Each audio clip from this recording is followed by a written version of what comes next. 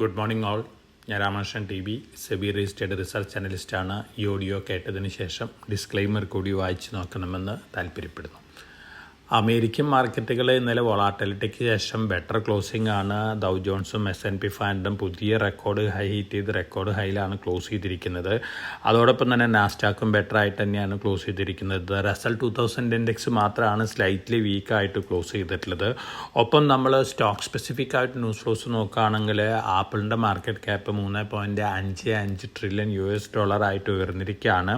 തീർച്ചയായിട്ടും മാഗ്നിഫിസൻറ്റ് 7 കമ്പനികളിലെ 5 കമ്പനികളും നല്ല ബെറ്റർ ആയിട്ടാണ് ക്ലോസ് ചെയ്തിരിക്കുന്നത്.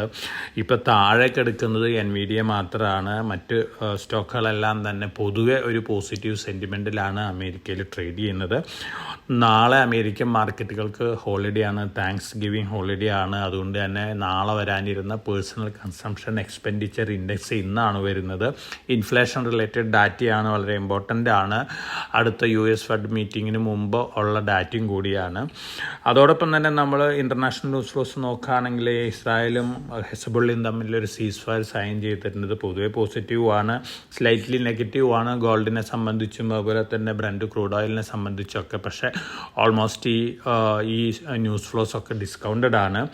ഇൻഡസ്ട്രിയൽ കമോഡിറ്റീസ് ഇന്ന് ബെറ്റർ ആയിട്ടാണ് ട്രേഡ് ചെയ്യുന്നത്. പ്രത്യേകിച്ച് സിങ്ക് നല്ല രീതിയിലാണ് മുന്നേറിക്കൊണ്ടിരിക്കുന്നത്. ഒപ്പം അലുമിനിയം, കോപ്പറൊക്കെ ഇന്ന് ബെറ്റർ ആയിട്ടാണ് ഇൻ്റർനാഷണൽ മാർക്കറ്റിൽ ട്രേഡ് ചെയ്യുന്നത്. ഇന്നലത്തെ യൂറോപ്യൻ മാർക്കറ്റ് സിറ്റുവേഷൻ നോക്കുകയാണെങ്കിൽ സ്ലൈറ്റ്ലി വീക്കായിരുന്നു.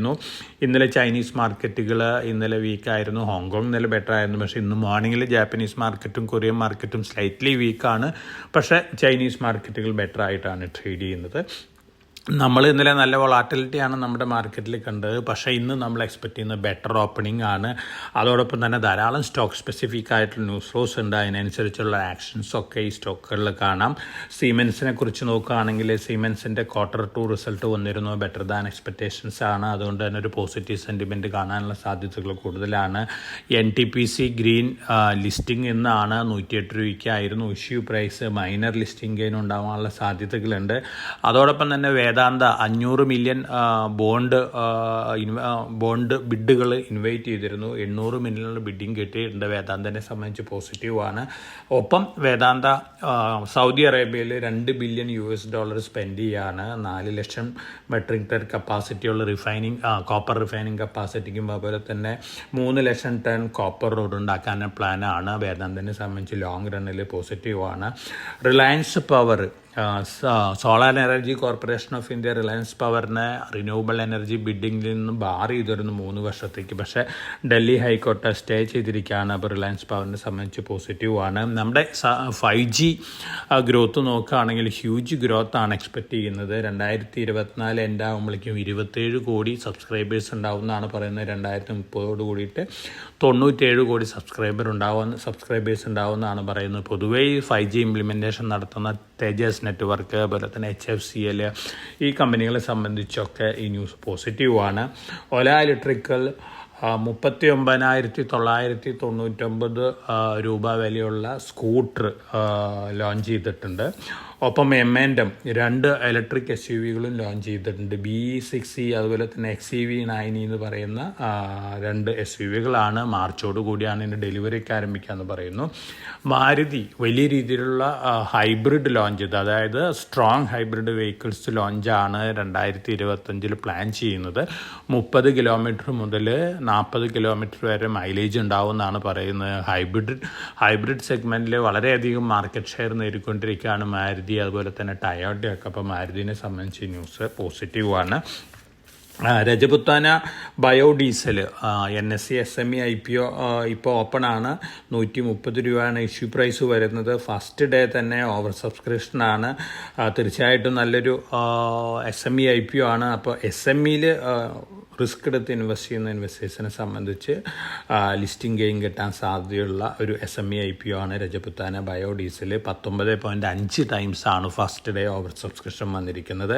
അതുപോലെ C2C advanced system limited SEBI കമ്പനിയുടെ അടുത്ത് ഇൻഡിപെൻഡൻറ്റ് ഓഡിറ്റർ വെച്ച് റിപ്പോർട്ട് കൊടുക്കണമെന്നൊക്കെ പറഞ്ഞിരുന്നു. കമ്പനി അതിനനുസരിച്ച് ഇൻഡിപെൻഡൻറ്റ് ഓഡിറ്ററൊക്കെ അപ്പോയിൻറ്റ് ചെയ്തിട്ടുണ്ട്. 2 ദിവസത്തിനകം റിപ്പോർട്ട് കൊടുക്കുകയാണ്. ഇന്നലെ ക്ലോസ് ചെയ്തിരുന്നു ഇഷ്യൂ. 117 ടൈംസ് ആണ് ഓവർ സബ്സ്ക്രിപ്ഷൻ വന്നിരിക്കുന്നത്.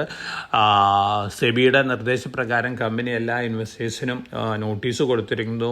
സെബിയുടെ നോട്ടീസിൻ്റെ റിലേറ്റഡ് ആയിട്ട് ഏതെങ്കിലും റീറ്റെയിൽ ഇൻവെസ്റ്റേഴ്സിൻ്റെ ബിഡിങ്ങിൽ നിന്ന് പിന്മാറണമെങ്കിൽ ഇന്നും നാളെയായിട്ട് പിന്മാറാമെന്നൊക്കെ പറഞ്ഞിട്ടുണ്ട്. പക്ഷേ ഇതൊരു ഡേഞ്ചറസ് ന്യൂസ് ഒന്നുമല്ല. റെഗുലേറ്റർ പോയിന്റ് ഓഫ് വ്യൂയിലുള്ളൊരു ഇൻസ്പെക്ഷൻ മാത്രമാണ്. അപ്പോൾ ലിസ്റ്റ് ചെയ്യാൻ പോകുമ്പോൾ തീർച്ചയായിട്ടും ലിസ്റ്റിംഗ് ഗെയിൻ കിട്ടാൻ സാധ്യതയുള്ള സ്റ്റോക്ക് തന്നെയാണ് C2C അഡ്വാൻസ്ഡ് സിസ്റ്റംസ് ലിമിറ്റഡ്.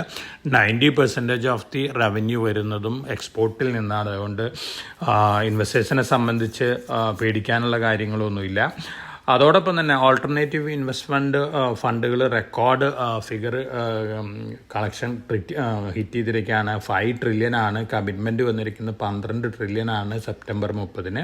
തീർച്ചയായിട്ടും മാർക്കറ്റിനെ സംബന്ധിച്ച് പോസിറ്റീവാണ്. 70% ഇൻവെസ്റ്റ്മെൻറ്റും വന്നിട്ടുള്ള അൺലിസ്റ്റഡ് സെക്യൂരിറ്റിയിലാണ്. അതുകൊണ്ട് തന്നെ ഇനി ലിസ്റ്റിങ്ങിന് വരാൻ പോകുന്ന പല കമ്പനികളിലും നല്ല പെർഫോമൻസ് ഉള്ള പല കാൻഡിഡേറ്റ്സും ഉണ്ടാകാനുള്ള സാധ്യതകളൊക്കെയുണ്ട്. ഹിറ്റാച്ചി എനർജി VHLൻ്റെ ഇന്നലത്തെ ഡീല് വളരെ പോസിറ്റീവാണ്. ഹിറ്റാച്ചി എനർജിനെ സംബന്ധിച്ചും BHLനെ സംബന്ധിച്ചും ഇന്നലെ മോർണിംഗ് സെഷനിൽ തന്നെ നമ്മൾ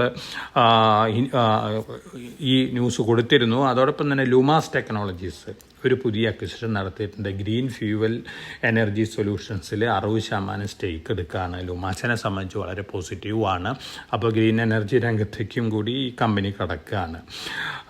ഇത്തരത്തിലുള്ള ന്യൂസ് ഫ്ലോസ് ആണെന്ന് മാർക്കറ്റിലുള്ളത്. വിദേശ ധനകാര്യ സ്ഥാപനങ്ങൾ ഇന്നലെയും ബയേഴ്സാണ്. 1158 കോടി രൂപയ്ക്കുള്ള സ്റ്റോക്കാണ് വാങ്ങിയിരിക്കുന്നത്. അതുപോലെ തന്നെ നമ്മുടെ ഇൻസ്റ്റിറ്റ്യൂഷൻസ് 1911 കോടി രൂപയ്ക്കുള്ള സ്റ്റോക്കും വിറ്റിട്ടുണ്ട്. അപ്പോൾ വളരെ കാലത്തിന് ശേഷം ഇന്നലെ മിഞ്ഞാന്നൊക്കെ ആയിട്ട് നല്ല രീതിയിലാണ് വിദേശ ധനകാര്യ സ്ഥാപനങ്ങളും വാങ്ങുന്നത്. പൊതുവേ മാർക്കറ്റിലുള്ള ന്യൂസ് ഫ്ലോസ് എല്ലാം തന്നെ പോസിറ്റീവാണ്. ഇനി നമ്മുടെ മാർക്കറ്റ് Q2 റിസൾട്ടിന് ശേഷമുള്ള ഒരു അസസ്മെൻറ്റും അതുപോലെ തന്നെ മറ്റ് ഫാക്ടേഴ്സും വെച്ചാണ് മുന്നോട്ട് നീങ്ങാൻ പോകുന്നത്. പ്രത്യേകിച്ച് ഗ്ലോബൽ ഫാക്ടേഴ്സ് കാര്യമായിട്ടുള്ള നെഗറ്റീവ് ഇമ്പാക്റ്റ് ഒന്നും എക്സ്പെക്റ്റ് ചെയ്യുന്നില്ല. Adani related negative news flows ഒക്കെ ഓൾമോസ്റ്റ് ഡിസ്കൗണ്ടഡ് ആണ്. ഫർദറായിട്ട് അഡാനി ഗ്രൂപ്പിൽ കാര്യമായിട്ടുള്ള താഴ്ച വരാനുള്ള സാധ്യതകൾ കുറവാണ്.